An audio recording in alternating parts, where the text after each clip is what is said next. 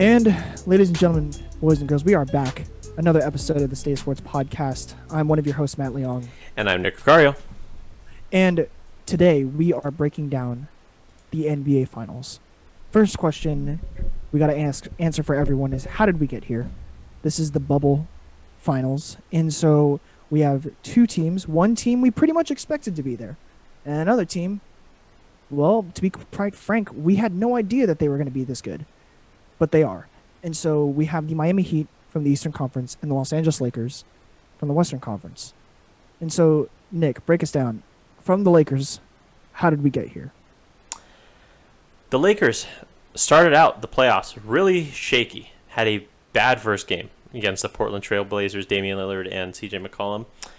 Then rebounded to win 4-1. Just started playing the Laker brand of basketball, started to overpower them not only in the paint, but started to outrun them. And just the defense to offensive transition that they're so good at. Then you go to the Houston Rockets series, lose game 1, look shaky again. Then come back to win, I think, in 6 or in 5, pretty handedly, hand Russell Westbrook and James Harden another loss, pretty much showed D'Antoni the door in Houston. And then from there, it's on to the Western Conference Finals, as quick as that may sound. And Denver, a team that came back from 3-1 deficits the first and second round, found themselves in a 3-1 deficit to the Lakers, but this time the Lakers said, job's not done, a la Kobe. Just went to work in game 6 or went to work in game 5, and now they sit here 4 games away from another NBA championship, going back to the city of Los Angeles and in that purple and gold Los Angeles Lakers. Matt, what about the Eastern Conference? And the Eastern Conference, so you have the Miami Heat. And to be quite frank with you, it was a wild journey. So they start off and they absolutely just mopped the floor with the Indiana Pacers. They swept them in 4 games. None of the games really being that close. The closest margin of victory was a 9-point win in both games 2 and 3. And then you go on to the team that we all thought would have been there, the Milwaukee Bucks. And we're thinking, okay, well, this is it. The Heat are done. They had a nice sweep against Indiana, but they're going to meet the wall in Giannis and his Milwaukee Buck team. But that was not the case. Milwaukee ended up losing the first 3 games. They went down 3-0. And then the Bucks rallied to win game 4. But then Miami ended up putting them away in game 5. And then they went on to the Eastern Conference Finals, which they met another team in which a lot of people thought, a lot of ESPN analysts and a lot of, just people thought that this was going to be another candidate because no Milwaukee's not there. So this is the team to get there. Especially with Boston coming off beating the defending champs in the Toronto Raptors. They thought that this was going to be the case, but it wasn't the case. Miami ended up winning games 1 and 2. They won games 1 and 2. They lost game 3, but then they won games 4 and 5, and then they lost game 5, but then they ended up putting the nail in the coffin in game 6. And so that has brought us to the present day, where we have the Miami Heat against the Los Angeles Lakers, which I think is a funny storyline, because you have a couple storylines going on. You have Jimmy Butler has been bouncing around teams from Chicago to Minnesota to Philadelphia, now to Miami, in search of a finals appearance, and he has it now. And then you have another storyline with the one that people are poking at, which I think is pretty funny. I don't think it's that serious, but the LeBron against Miami storyline, where you have, LeBron won 2 championships, went to 4 finals in Miami, and now here he is meeting them again, except he's not in a Heat uniform. And then you have the overall storyline, which is the Lakers storyline, which has been a storied one since the beginning of the year. Can Anthony Davis and LeBron James work? And even further amplified by the passing of the NBA legend Kobe Bryant. Now you have extreme extra motive, even more so than you already had to win a finals. And now even more so because of you're in a pandemic, and this is, and there's a lot of adversity that comes with playing in a bubble like this. So no team in this series is shortcut. Both teams have earned their way here, and it's going to be an interesting series. But we're going to get to our predictions at the end in terms of a who's going to win and what. But we're going to first get into who is going to be the main focal points for each team. Nick, if you can, we'll swap roles. Nick, who is going to be a focal point on this Miami Heat team if they are to win a championship? Bam Adebayo. I know people are thinking, oh, this is Jimmy Butler's team. He's the dog. He's the guy that embodies the Heat culture before he was a member of the Miami Heat. No. Bam Adebayo, as shown in Game 6 of the Eastern Conference Finals, is a modern center. Sure, he can't shoot the three, and that's something that a bunch of people still can't do. But he can rebound, he can pass, and he can score at an effective clip. But now he's tasked with probably his hardest matchup of his life, going up against a guy in Anthony Davis, who in his own right is a Defensive Player of the Year and potential MVP candidate. So now you're going to have him in a best of 7 series, and now it's up to you, Bam Adebayo, to say your scoring gets shut down. Can you defend? Can you be that all NBA first team defense, just like Anthony Davis? Can you be that all NBA first team defense caliber player that you were named to be and I believe are? Can you say you can't score? Can you get your guys involved? Can you get other pieces? Can you get the other pieces of the puzzle involved? Get them involved and then hopefully open up some offense for you? Can you rebound the ball? Can you make sure that this Laker team is not getting second chance points? Can you make sure that you're crashing out on the defensive end? And can you get offensive boards too? Can you be the disruptor in the paint, the guy that leads this team over the hump, especially when you have other guys who can definitely get the job done? But I feel like if Bam Adebayo wins his matchup against Anthony Davis, the Heat have a series. Yeah, that's very fair. On the Lakers side, in my opinion, I think it'll boil down to one of two players. I think it's going to be Rondo and Kuzma. I think if those guys can pull it together, now you already know what you're going to get from LeBron James and Anthony Davis. You're going to get superstar level talent. You're going to get superstar level stat lines. That's a given. But as proven in most NBA finals, especially in the modern era and especially in the last couple of years, superstars will get you to the finals. In fact, they'll probably win you a couple games.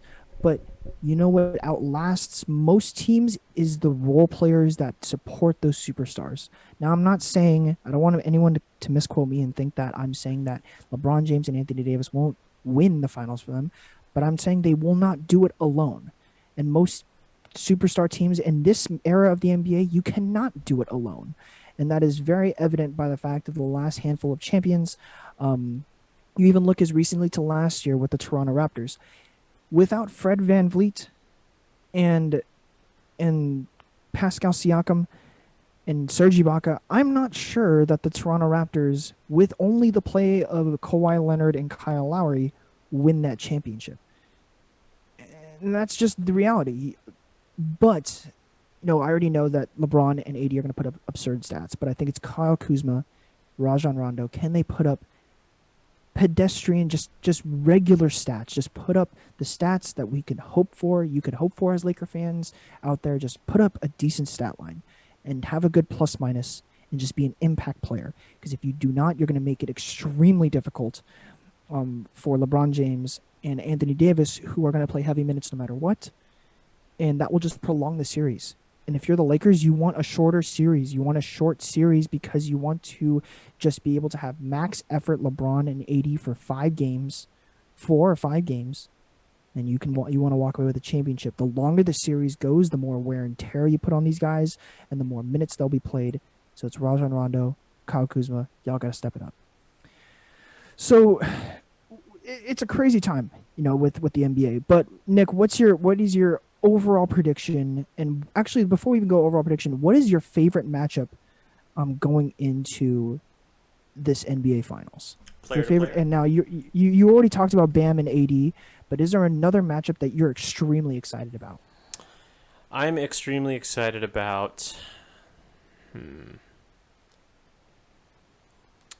Jimmy Butler versus the wings or guard combo guard wings of the Los Angeles Lakers. I think Jimmy Butler a hasn't played a focal point in terms of in terms of the offensive standpoint for the Heat in the Eastern Conference Finals.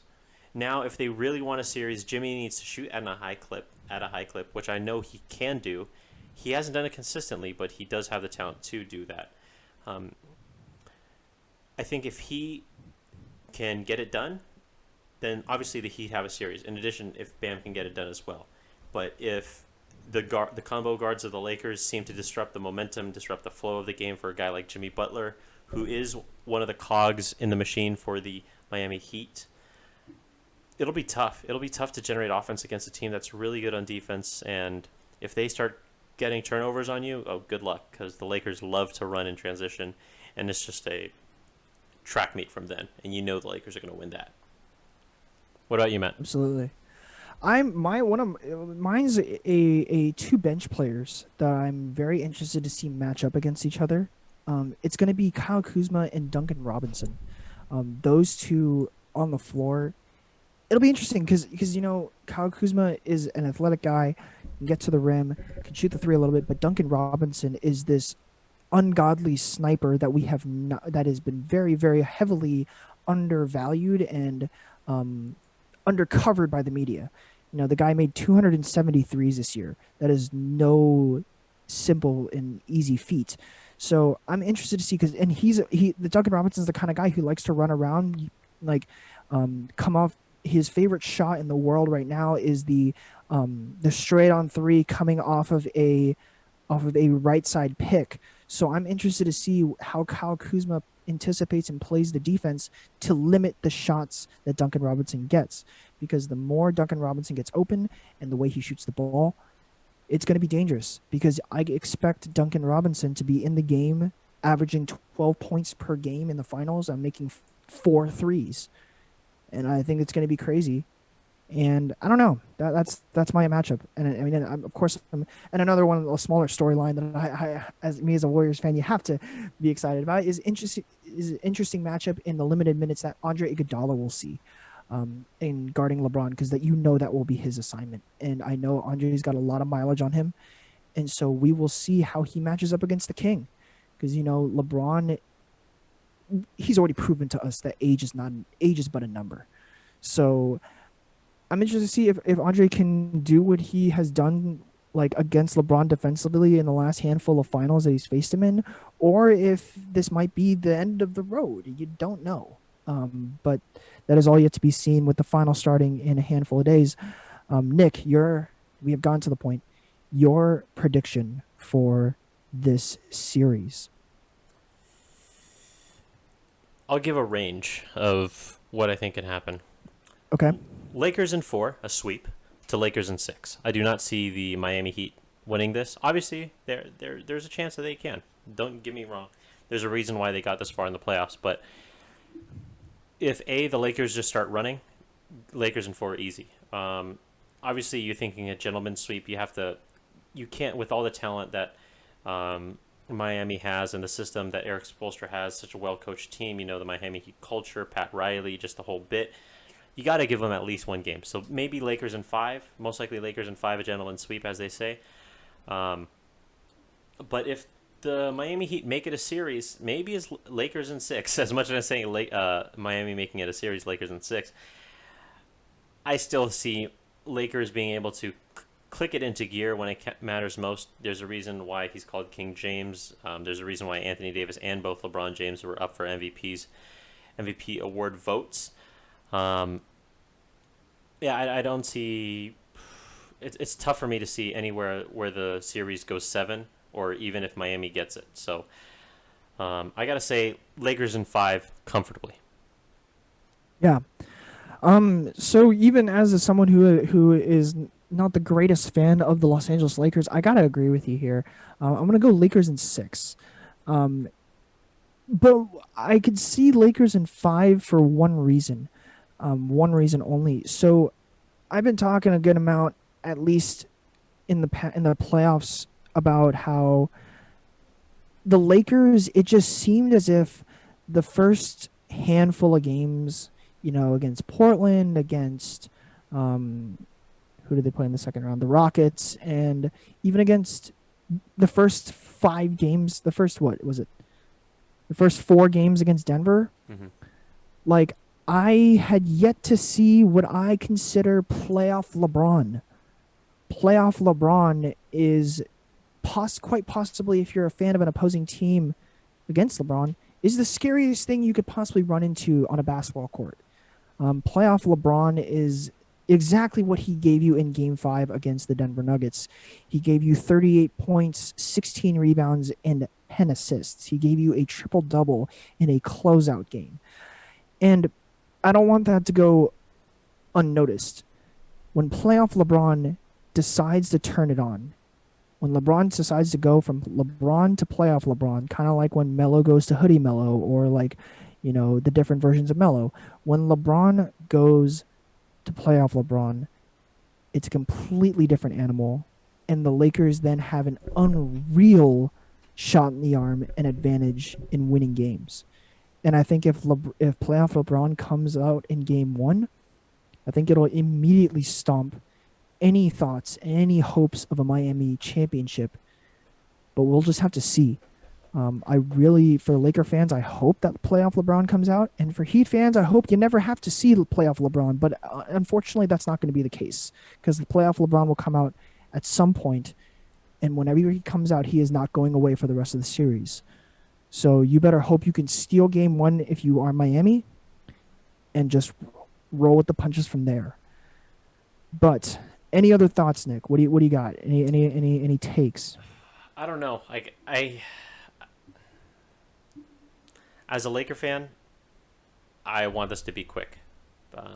You don't want a long series. Why? Because Anthony Davis, the miles on him. The more you go to him in these close games, the more his body's going to wear on his knees. We know he's not the most durable. We know LeBron James can get it done. He's a human specimen, one of the greatest basketball players ever, sure. But if he gets figured out, if he can't run, if the Heat are able to contain them in the half court, that's the scary side as well. And you also have to keep in mind that the fact that the Heat are probably one of the most well physically trained and mentally trained teams in basketball. Pat Riley, famous for having those super long practices in Miami. Eric Spoelstra as well, leading that too. Just absolutely running these players through the gauntlet in terms of prepping them for the season and the challenges of 82 games, and in this case, the bubble and the playoffs now. You don't want to go long because anything can happen in one game. It's like football. Any given Sunday, anything can happen. And if the Lakers keep this under control, just continue to have a 1-2 series lead, then it should be, I won't say cakewalk, but it should be pretty easy for the Lakers to mop this up in 5. Yeah. And so before we completely end the episode, I do want to get your take on this, and this has been an interesting discussion that's been going around. Because whenever a finals comes up, you have to discuss when teams enter a finals, whether they win or lose. What do you think? It's the too early assumption of what is the aftermath, like what happens to that team in different situations. For Miami, if they win this let's actually, it's not even about the winning part. Let's talk about the losing part. If Miami loses this championship, what do you think is their immediate thought in the aftermath? Are they going to completely retool, run it back, or are they going to retool, run it back, or blow it up? I think it's retool. Lock up Bam Adebayo. I see him as a guy that if he slims down, dude, he can be in the league for a long time. Because even though he's big up top, he still can get slimmer, and I know he's really athletic and long. Goran Dragic, how long is he going to be the engine for you at the point guard position on offense? I know you have Tyler Hero, but he's more of a scorer. As much as he can handle the rock and dish and whatnot, is he really that guy that you want handling the ball every time you come up and down the court? So you're going to maybe go for a veteran point guard there, maybe a la Ricky Rubio, get shooters involved like Tyler Hero, Duncan Robinson, make sure those guys are squared away. You don't want to touch them at all. Obviously, Jimmy Butler is there for good. I don't see him leaving for the rest of his career, and I'm very happy for Jimmy. Um, I think it's more of a retool. You can't blow it up. You made it too far for expectations to say, hey, if we want to go further, we have to blow up this team. No, you wrote it out. Just see out this good thing. See how far this thing can go. See how far Jimmy can take you. See how far Bam can take you as the cog in that the defense, and see if you guys if they can pick up an engine on offense like a point guard. Man, they're going to be scary for a while. They have young talent. They have talent with team control, and I man, they're going to be good. They're going to be real good. So now let's go to the flip side. In reality, it's almost like kind of like not the apocalypse situation, but in the situation that the Lakers do not win this championship, what do the Lakers do? Because I think this team is so talented. Do they just run it back? Is it one piece? If they do run it back, do they just re-sign some guys, or do they move a lot of contracts around to make them the solidified pick for a championship? And this is just the hypothetical case if they were to lose this. We're doing both sides here. Yeah, so I'd say some vets have to go. I'd say JaVale McGee would go. I think Dwight Howard has more mileage in him, as contrary to some people's beliefs. Obviously, guys like Markieff Morris would go, Dion Waiters would go, J.R. Smith obviously would go, Aaron Reynolds. Kuz, I don't know. The only reason why I say I don't know is because he plays like he's great sometimes, but at the same time, take him out of LA. Is he really worth that much? Has the LA spotlight has really added to his value per se, and all NBA GMs see that you take him out of LA, is he really that good? So I think you got to keep Kuz. I think he's too good to just let go, but he's not good enough to get serious assets on. See, can you replace Rondo? That's going to be something. Rondo's only getting older. Can he handle the 82-game season? Do you want to bring Rondo on in the coaching staff? Is even a question.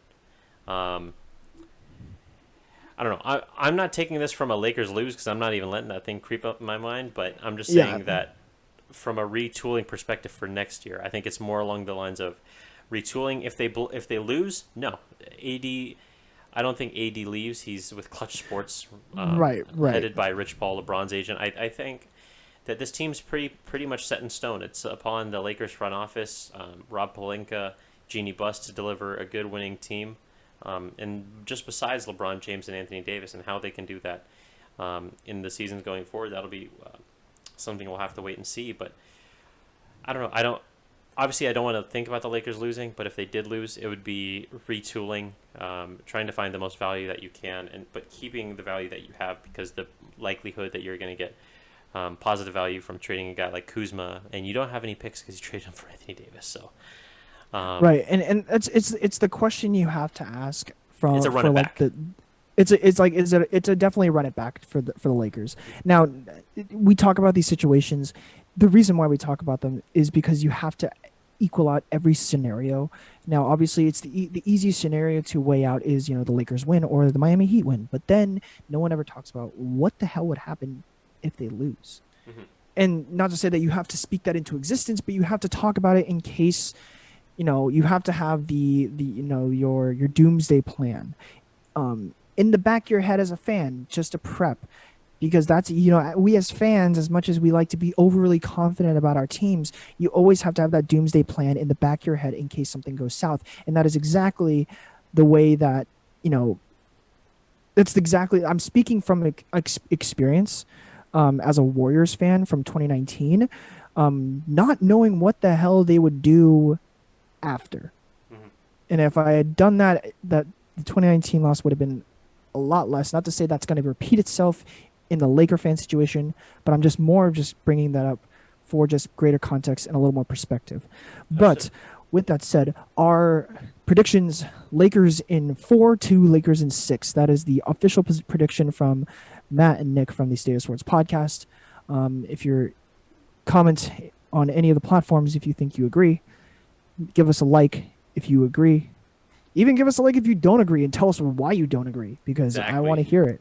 I want to hear those Miami fans out there tell us why they think Miami will win it. Anyways, that is going to bring us to the end of this NBA Finals preview episode. We will be recapping games and talking about them as they happen. But thank you again so much for listening and tuning in.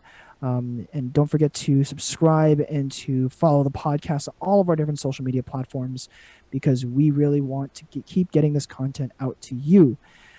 And with that said, my name is Matt Leong. I'm Nick Cacario. And you're listening to the State of Sports podcast. Thank you so much. We'll see you in the next one. Peace.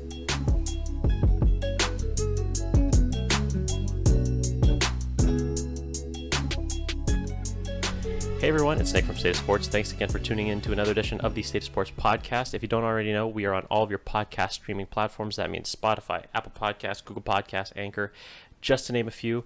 If you're on Apple, make sure just to give us that 5-star rating. It really helps us expand this podcast that much further. Don't forget to check us out on social media. That means at State of Sports Pod on Instagram, at State of Sports SD on Twitter, and we have a YouTube channel, State of Sports. That's right. So for those who are on YouTube already, thanks for watching. And those who aren't, make sure to give us the like, comment, subscribe, you know the whole bit. Make sure to turn on those post notifications too, just to give you guys a heads up of when we post. And lastly, don't forget to send us your comments. We always want to improve as a podcast, so your feedback is always greatly appreciated. So once again, this is Nick from State Sports. We'll see you in the next one. Peace.